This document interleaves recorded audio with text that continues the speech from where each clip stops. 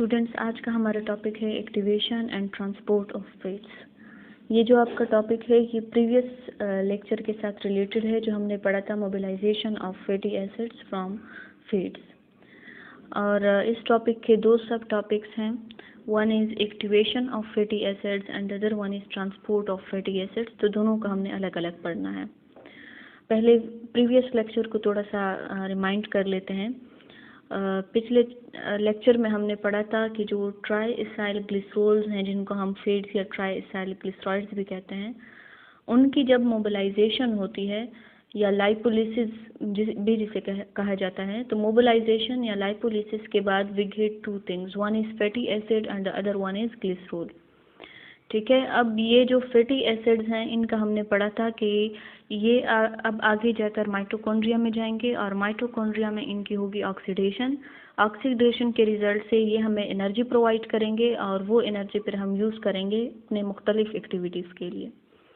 ठीक है। तो अब ये चीज़ आगे हमने पढ़नी है कि फैटी एसिड्स जो after the mobilisation lipolysis of triacylglycerols बन गए हैं, now how they will be oxidized in the mitochondria, or how they will be activated and they will enter into the mitochondria. So suppose this is mitochondria. ठीक है, mitochondria है ये। Mitochondria is a double membrane structure. It has two membrane, one is the inner mitochondrial membrane and one is the outer mitochondrial membrane, and it has a folded portion inside it which is known as matrix.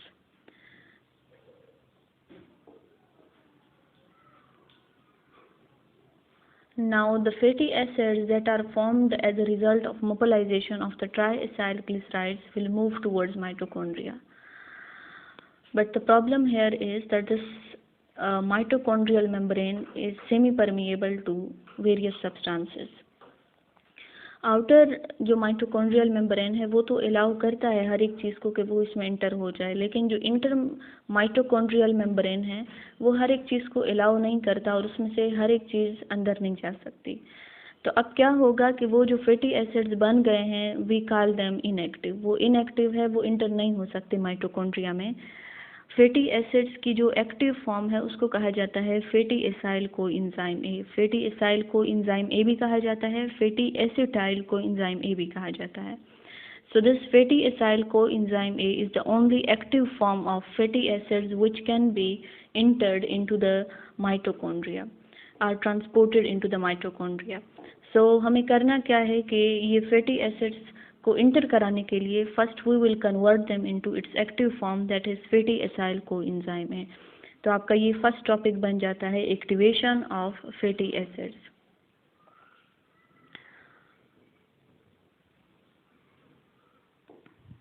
Okay, this is activation of fatty acids. देखें, the fatty acids released as a result of lipolysis are oxidised in the mitochondria.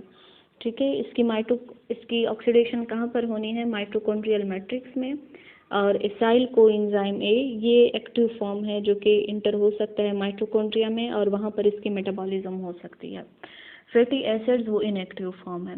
तो fatty acids को पहले activate कराना है acyl coenzyme ए में, और इस process के लिए एंजाइम रिक्वायर्ड होगा। जो एंजाइम चाहिए वो कहलाता है एसाइल कोएंजाइम ए सिंथेटेज।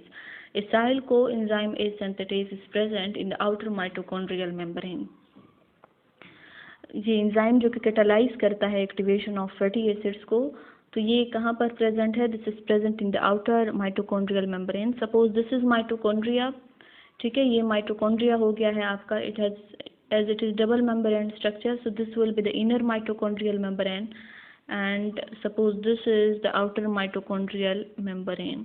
तो ये जो आउटर माइटोकॉन्ड्रियल मेम्ब्रेन है इसमें क्या चीज़ मौजूद है? इसमें एसाइल कोएंजाइम ए सिंथेटेज मौजूद है, और ये एसाइल कोएंजाइम ए सिंथेटेज क्या करेगा कि जो फैटी एसिड्स बन गए हैं उनकी एक्टिवेशन करेगा, यानी उनको ये कन्वर्ट करेगा किस चीज़ में? फैटी एसाइल कोएंजाइम ए में। और एक दफ़ा ये fatty acyl coenzyme A activated form of fatty acid बन जाए तो ये आसानी से माइटोकॉन्ड्रिया में एंटर हो सकते हैं।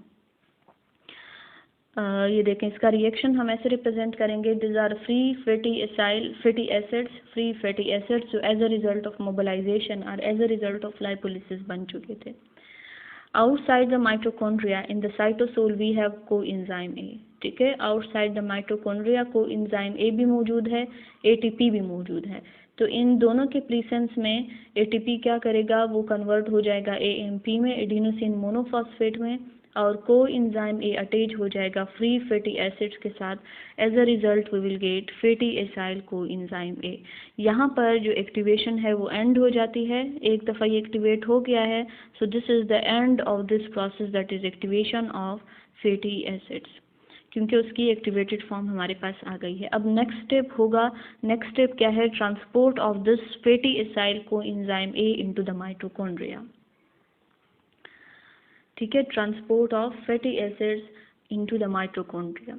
Once activated, the fatty acyl coenzyme A are transported into the mitochondria and this process is known as transport of fatty acid. एक दफ़ा ये एक्टिवेट हो गए तो अब क्या होना है, इनको ट्रांसफ़र होना है towards the mitochondria and this process is known as transport of fatty acid. अब इसका जो मैकेनिज़्म है वो एक स्पेशलाइज्ड मैकेनिज़्म है, ये अब डायरेक्टली इंटर नहीं हो सकता। माइटोकॉन्ड्रिया जो है उसका ये एक फ़ीचर है कि suppose this is mitochondria, this is cell, हम सेल से ले लेते हैं, दिस इज़ सेल। सेल में क्या चीज़ मौजूद है, ये इसका न्यूक्लियस हो गया, और ये जो आपको नज़र आ रहे हैं रेड कलर में, दिस आर माइटोकॉन्ड्रिया। मुख्तलिफ और भी सेल ऑर्गेनेल्स मौजूद हैं, as we are concerned here with only mitochondria, तो इस वजह से मैंने सिर्फ माइटोकॉन्ड्रिया ड्रा किया है। और ये जो आपको स्पेस नज़र आ रहा है, दिस इज़ साइटोसोल। अच्छा, माइटोकॉन्ड्रिया को अगर हम देखें तो इस टाइप का इसका स्ट्रक्चर है, दिस इज़ मैट्रिक्स। ठीक है, this is matrix and this is inner mitochondrial membrane and outer mitochondrial membrane.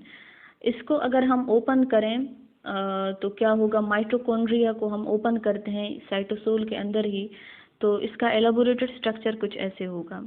ठीक है, ये देखें, इस साइड पे है आपका cytosol, this is outer mitochondrial membrane and this is inner mitochondrial membrane, और इन दो मेम्ब्रेन के दरमियान जो स्पेस है वो कहलाती है the space between the outer mitochondrial membrane and inner mitochondrial membrane is known as intermitochondrial space। और माइटोकॉन्ड्रिया का ये अंदर वाला पोर्शन हो गया जिसको हम कहते हैं मैट्रिक्स, और माइटोकॉन्ड्रिया के बाहर क्या होगा, साइटोसोल। जिस तरह हम पिछले फिगर में देख चुके हैं, देखें ये होगा साइटोसोल, साइटोसोल के बाद आपका क्या आ रहा है, outer mitochondrial membrane, then we have inner mitochondrial membrane and then we have matrix. तो इसी सीक्वेंस में हमने इनको ड्रा कर दिया है। अच्छा, अब मैकेनिज्म के लिए फर्स्ट यू शुड नो कि आउटर माइटोकॉन्ड्रियल मेम्ब्रेन में क्या क्या चीज़ें हैं, इनर माइटोकॉन्ड्रियल मेम्ब्रेन में क्या क्या चीज़ें हैं। तो ये जो आउटर माइटोकॉन्ड्रियल मेम्ब्रेन है, इसमें देखें पोर्स लाइक स्ट्रक्चर है, we have pores like structure in the outer mitochondrial membrane and this pore like structures are known as porins. Porins ऐसे पोर्स हैं जिनके थ्रू कोई भी चीज़ आसानी से अंदर माइटोकॉन्ड्रिया में या अंदर इंटर माइटोकॉन्ड्रियल स्पेस में इंटर हो सकती है। ठीक है, पोरीन्स allow easily the transport of materials from the cytosol into the intermitochondrial space। लेकिन प्रॉब्लम क्या है कि इंटरमाइटोकॉन्ड्रियल स्पेस में this also include acyl coenzyme A. ठीक है, जिसे हमने ट्रांसफ़र कराना है एसाइल कोएंजाइम ए, वो भी पोरीन्स में से आसानी से यहाँ पर इंटर हो जाएगा। लेकिन अब मसला क्या होगा कि ये जो इनर माइटोकॉन्ड्रियल मेम्ब्रेन है, ये अलाउ नहीं करेगा एसाइल कोएंजाइम ओ को कि वो अंदर जा सके। ठीक है, this does not allow acyl coenzyme A to enter into the matrix. तब इसके लिए एक अलग मैकेनिज्म चाहिए होगा, क्योंकि हमें तो इस एसाइल कोएंजाइम ए को ट्रांसपोर्ट कराना है इधर in order for its oxidation. So for this purpose we need a special mechanism which is known as carnitine shuttle mechanism, and carnitine shuttle mechanism include two type of transferase enzymes, transferase proteins. One is carnitine palmitoyl transferase 1 which is present in the outer mitochondrial membrane, and the other one is known as carnitine palmitoyl transferase 2 which is present in the inner mitochondrial membrane।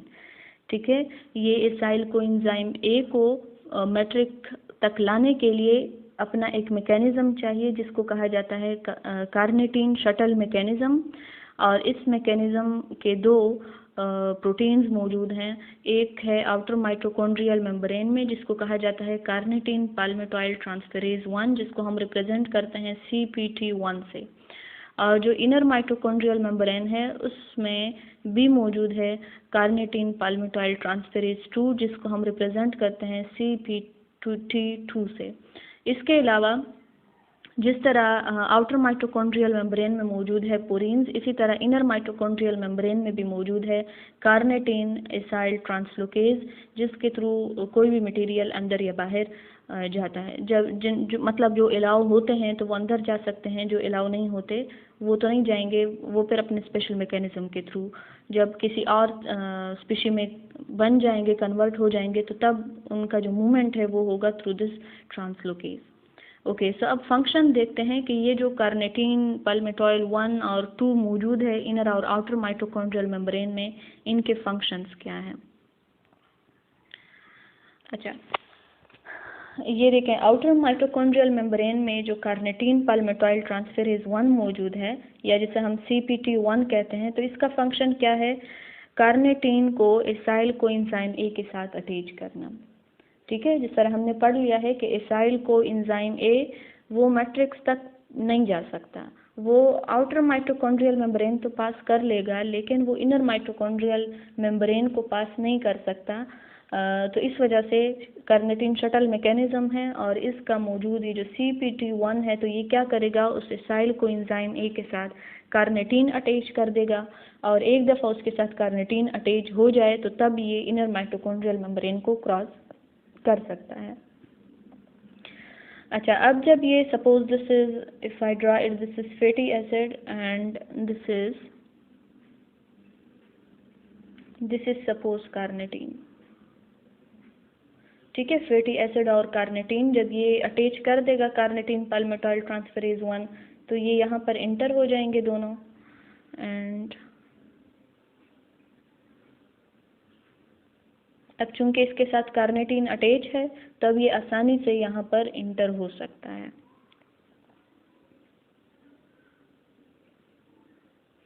ये देखें, आसानी से अब वो चीज़ inter हो गई है fatty acyl coenzyme A, जिसमें क्या था, फैटी एसाइल कोएंजाइम A जिसके साथ कार्निटिन अटैच हो गया है, तो अब वो आसानी से इस carnitine acyl translocase that is present in the inner mitochondrial membrane, उसमें से आसानी से पास होकर मैट्रिक्स में आ गया है। और ये कार्निटिन को फैटी एसाइल के साथ अटैच करने का काम किसने किया? CPT1 ने। अच्छा, अब अगर ये यहाँ पर आ जाता है, तो यहाँ पर हमें क्या चाहिए? फैटी एसाइल को A चाहिए, क्योंकि उसकी ऑक्सीडेशन होनी है, लेकिन अब इसके साथ तो कार्निटिन भी अटैच हो गया है, तब दोबारा से इससे ये कार्निटिन हटाना है। तो कार्निटिन हटाने के लिए we have again here carnitine palmitoyl transferase 2। Carnitine palmitoyl transferase 2 क्या करेगा कि this detach carnitine from the acyl coenzyme A। ये जो दोनों अटैच्ड फॉर्म में थे, अब ये इसे दोबारा से डिटेच कर देगा। ठीक है, जब ये यहाँ पे आएंगे तो ये क्या करेगा, ये कार्निटिन इसने अलग कर दिया, और ये फैटी एसिड इसने अलग कर दिया।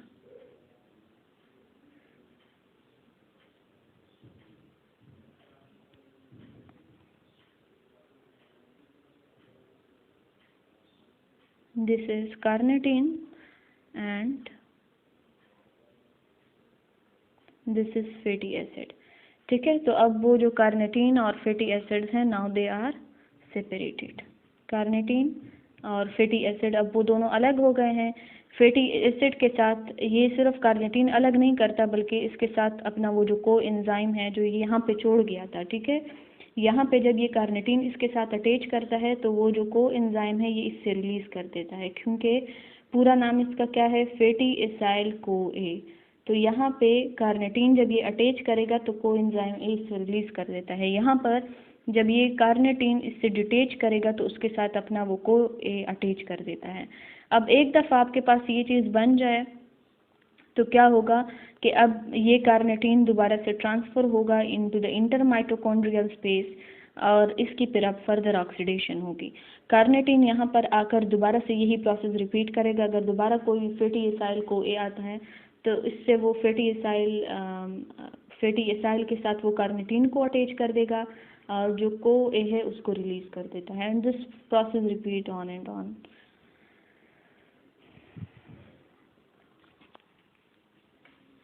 अब यही चीज़ रिटर्न में देखें आउटर माइटोकॉन्ड्रियल मेम्ब्रेन में स्मॉल पोर्स लाइक स्ट्रक्चर हैं जिनको कहा जाता है पोरीन्स, और पोरीन्स आर क्वाइट परमिएबल। इसमें से कोई एसाइल को ए भी आसानी से पास हो सकते हैं, लेकिन जो इनर माइटोकॉन्ड्रियल मेम्ब्रेन है तो वो क्या करेगा कि उससे ये एसाइल को ए अंदर पास नहीं हो सकता। तो इसके लिए we need a special system which is known as carnitine shuttle mechanism. Carnitine shuttle mechanism में क्या है कि we have CPT1 in the outer mitochondrial membrane whose function is to attach carnitine with a molecule of acyl CoA, and the CoA is released here. Similarly, carnitine translocase, acyl translocase is present in the inner mitochondrial membrane, and this transfer acyl carnitine into the matrix। ठीक है, वो जो acyl carnitine बन जाता है तो वो इसके थ्रू carnitine acyl translocase के थ्रू इंटर होता है मैट्रिक्स में। सिमिलरली और क्या है कि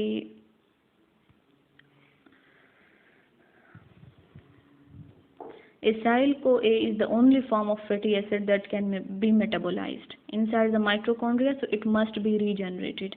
ठीक है, वो जो कार्निटीन इसके साथ अटैच है तो अब उसे दोबारा हटाना है, क्योंकि एसाइल को एंजाइम ए की ही मेटाबॉलिज्म हो सकती है। कार्निटीन अगर इसके साथ अटैच है तो तब इसकी मेटाबॉलिज्म नहीं हो सकती, और इस फंक्शन के लिए we have another transferase, carnitine palmitoyl transferase 2 which is located in the inner mitochondrial membrane। ये एंजाइम क्या करता है, ये अटैच करता है कोएंजाइम ए को एसाइल कार्निटीन के साथ, और जो कार्निटीन है उसको रीजनरेट करता है, यानी उसको हटा देता है एसाइल फैटी एसाइल से।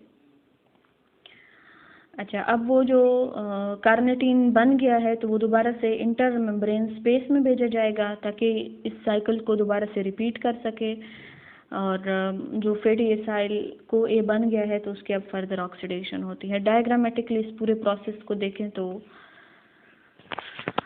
This is the same cycle. Cytoplasm हो गया आपका outer mitochondrial membrane, this is the inter membrane space, and this is the inner mitochondrial membrane, and this is the matrix of the mitochondria. तो ये इसमें located हैं पोरीन्स। पोरीन्स आप देख सकते हैं, इसमें से एसाइल को एंजाइम ए आसानी से पास हो सकता है, लेकिन मसला क्या है कि ये जो इनर माइटोकॉन्ड्रियल मेम्ब्रेन है वो एसाइल ए को पास नहीं होने देगा। तो ये कार्निटीन पाल्मिटॉइल ट्रांसफरेज 1 मौजूद है। ये क्या करेगा कि इस एसाइल को एंजाइम ए को कार्निटीन के साथ अटैच करके उसका बना देगा कार्निटीन, एसाइल कार्निटीन, और को एंजाइम ए को ये रिलीज कर देता है।